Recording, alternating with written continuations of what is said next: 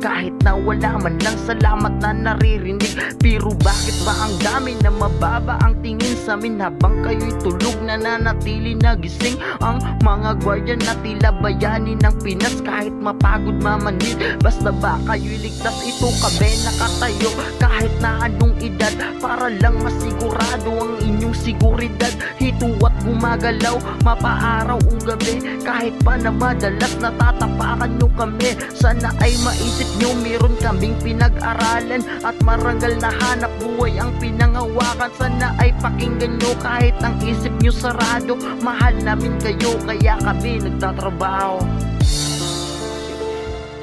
Shoutout na pala ako sa mga personnel sa Cebuana. Ma'am sir, shoutout na pala. Salamat sa kabaitan nyo. Yeah. Salamat sa hanap buhay ko na to, ni Mrs. Security ang siyang